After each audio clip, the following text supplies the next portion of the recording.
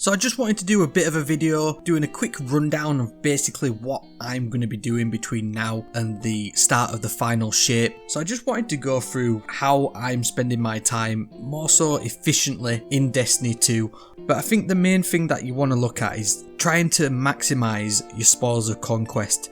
Now if you've been raiding or you've done any raids in the past, then it's likely that you've picked up a few of these, used them at the various vendors at the end of the raids, the chest to get red borders. And there's tons of methods out there, tons of groups that'll do LFGs for farming encounters to get your raid spoils. But I generally find them quite hit and miss, and if you don't get a good team, then sometimes you're just wasting your time, to be honest. So I think one of the best ways that you can maximize your own time and make good use of it if you decide to log on to Destiny 2 is to just do these 2 quick spoils farms. Now neither of them are going to be very time consuming, and I think once you get used to them and get them down, you're probably going to be able to do both of these within 10 to 15 minutes. The first method is super quick. I mean, it's pretty much a gimme for essentially 15 Spoils of Conquest among 3 characters, and you can do that once per week, and they're the easiest 15 Spoils of Conquest you're going to get. Obviously the Spoils of Conquest, if you're doing this method, the 15 specifically will help with putting some deep sight harmonizers onto raid weapons. So if you're still looking to craft a few weapons from the raid, I'm still trying to craft the Briar's Contempt and the Mickles from the Root of Nightmares raid. So I'm going to be doing this for a little while just to get them spoils, because it's 15 per red border weapon, and this little method's just great if you're not raiding often, and if maybe your team isn't on as often as you are. So this first method is in the Vow of the Disciple raid. Now there's tons of methods going around there in terms of what you want to do and how you want to do it, but I think one of the main ones I see is that people get you to kill the ogres and the enemies at that first little spawn point. Obviously you've got to kill Savathun to open the main door to go in, but literally once you've killed Savathun, you don't have to kill a single other enemy. Now I get it, people want to remove the Weight of Darkness effect that can kill you when it gets up to times 10 stacks, but I mean, I've essentially turned this into a fun little mini game for myself. And like I said, I don't bother about any of the enemies. There's 3 little totems that you need to shoot, and these are all before essentially the 3rd wave of ads in that little section, and they're super easy to get. Previously, before the Sparrow update, my best was getting all 3 of these by only dying once. Now if you do die with the Weight of Darkness, then obviously you will just respawn. It's not going to reset anything, so any of the 3 totems that you shoot, they will still be there. It really is a super easy little spoils farm, and each run essentially is probably going to take you a minute to 2 minutes at the most, depending on how quick it takes you to defeat Savathun at the beginning. But yeah, I mean, I will go through, whiz on my Sparrow, go past all the enemies, shoot the first totem, jump up and over, and then onto the second one, which is hidden around the columns, and then hopefully get on my Sparrow, and at this point is where I expect to die for the first time under the Weight of Darkness. If you can get through this little tunnel area, then you're making good time. If you've got before it, then you may die another time before you get to the chest. But essentially, once you've gone through that tunnel section and you've got them first 2, jump up underneath the little alcove in this little corner here is the 3rd one, and then all you need to do is scoot back out onto your Sparrow and upwards onto the little ramp at the side of this building, and the doorway for this will now be open because you've shot all 3 of the turrets, and onwards to getting your spoils. Now this chest can drop red border patterns anyway. The last time I got one though was an absolute age ago, so don't rely on this chest for red borders, but you will definitely get 5 Spoils of Conquest per character per week. So if you run this 3 times, you're going to get 15 Spoils of Conquest, and it's the easiest 15 that you're going to get. Now if you want to do this quick and you want to do this little weird challenge that I have for myself, then you want to be running Strand or Arc they're probably going to get you the quickest in terms of then transition areas in terms of getting going. But to be honest, the quickest one that I ever had, and this was before I'm an actual scrub, so I don't even have the always on time Sparrow, so I've always been handicapped prior to the Sparrow update. But before the Sparrow update, with the old 160 speed Sparrows, I ran this on my Warlock on a Void Blink teleporting Warlock with Astrocyte Verse, and I managed to do this easily by just dying once in that middle section. And I made this with about 6 to 7 stacks going in terms of that getting to that final chest. A really easy little one to run, and hopefully some of the gameplay in the background has shown you the little method that I have probably across all 3 characters at this point. But the next one, in terms of one that you can do as a solo player each and every week and get 5 Spoils of Conquest per character, getting you another 15, so you're getting 30 spoils in a week, is this little Vault of Glass cheese that we have. It's a little bit of an out of bounds glitch, but to be honest, it's probably one of the easiest out of bounds glitches, and it's one that I think all players can probably do, no matter the level of that player.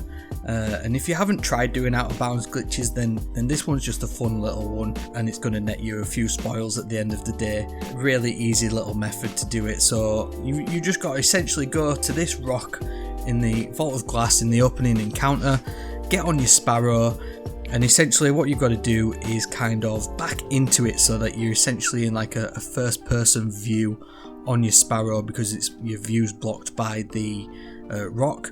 And essentially you've got to boost to the left and dismount your Sparrow at the same time. Now hopefully by doing this, if you're keeping your Sparrow straight and looking towards the middle of the rocks that are in front of you, just keep doing it. It's a little bit hit and miss, but more often than not, if you positioned yourself properly and you're boosting left and jumping off your Sparrow at the same time, it will essentially just force you through the map at that point. Now here's where the tricky bit is. If you don't time your jump, then you'll just fall.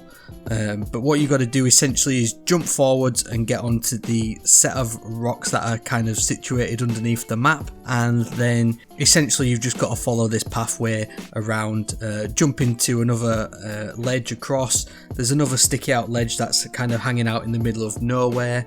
Jump around and up that one. You may have to use, like say, swords, maybe even grapples or some sort of movement ability boost just to get up and over this little bit. But then essentially once you're up and over there, you're pretty much home free and onwards to the chest area. You got to run up and over the environment as such, jump across this semi big gap, land on top. If you're struggling, then any sort of sword will help you out in terms of just sword swiping to recompose your feet and get going again, and then just jump upwards and over, follow the route shown on screen, and then essentially when you get to this bit, this is where the map will essentially reload itself. And when it gets to this point, you kind of want to be in the air. You don't want to touch the ground, because that'll set another spawn point for yourself, and then you won't be able to get through the map into the actual side of the map where you need to be to obviously grab the chest in the Vault of Glass. So just try and be up in the air, boost forward as best you can, grapples, shoulder charges, Icarus dashes, sword dashes, anything like that will skip you through that little load zone, and then all you need to do is just fall to your death. And once you've done that, it will, hopefully if you've done it right, respawn your ghost back in the correct side of the map in the traversal area between the opening encounter and the Templar. And then all you need to do is just follow the secret path down below the little waterfall and onwards to the chest. It really is a super straightforward one, and again, if you get lucky and work out the out of bounds glitch, then you'll be able to do that one in a matter of minutes, and again a matter of minutes on each character. And doing, like I say, 6 runs of all these from the 2 raids is going to take you 10-15 minutes at most, and you've got 30 Spoils of Conquest easily. And if you're wanting to use them just to save up for future raids, or if you're wanting to use them at the final chests in any of the current raids, or you're wanting to use them with your deep sight harmonizers just to finish off crafting any of the weapons that you haven't managed to craft yet, then these 2 methods are really as easy as it gets, and as simple and as straightforward as any spoils farm really is going to get for any solo player. In terms of loadouts for this little chest glitch though in the Fort of Glass, then you definitely probably going to use the Strand Grapple. It's a super easy one to use, but the main one, if you're on a Titan, you want to use the Lion Rampants and do a bit of sword flying. Now any sword will do, but Eager Edge swords are probably going to be one of the favourite ones, so if you have any of them from the 30th anniversary update event with Half Truce or whatever, then that's really going to be an easy one for you. Now in terms of the rest of the stuff that I'm actually looking at doing between now and the final shape, it's probably just going to be min-maxing a few pieces of armour, especially exotic armour. I don't have really many good rolls on some of the outliers. All my favourite pieces of exotics generally have decent stat rolls, but I mean, I can always do a little bit better, so farm any lost sectors, turning them exotic engrams in at Rahul in the tower, that's something that I'm probably going to be looking at. It doesn't matter too much, but obviously high resilience is probably a must on pretty much any armour piece, and then I generally always look at discipline, whether I'm on Titan, whether I'm on a Hunter, or whether I am on a Warlock, it doesn't really matter. In terms of the rest of stuff that I'm going to be looking at, finishing off any catalysts, I think I've still got Dragon's Breath to do, and maybe even the Exdiris grenade launcher from last season, and I also want to try and get hold of the exotic sidearm from the new dungeon. So once I've done that, I'll probably look at getting a master run in to try and get the catalyst. Now in terms of completing the master level content and stuff, then I'm probably going to try and hit the level cap as well. But if I don't go for that, then I'm really going to look at hoarding some bounties. Now obviously that's going to give you a bit of a kickstart when it comes to the start of the final shape. There's loads of guides as to how you want to min-max that, but essentially you just want to look at getting your weekly bounties saved from any of the vendors that do them, and then a bunch of daily bounties. There's really nothing too serious to think about in terms of that, and it'll get you a good few levels on the new artifact and into the season pass, if indeed we do still have a season pass in the final shape, because that hasn't been revealed and we don't know what's going to happen, do we, with the episodes and whatnot. So yeah, that's where I'm at in terms of what I'm looking at doing between now and the final shape. Finishing off some spoils to get red borders for raid weapons, finishing off any red borders, min-maxing a few exotic pieces of armour, and rounding out a few catalysts. That is really going to be me between now and June, to be honest. I'm interested to know what you're looking at. If you've got any crazy mini games that you put yourself through in terms of any content in the game or mini challenges, just let me know. But yeah, no, thank you very much.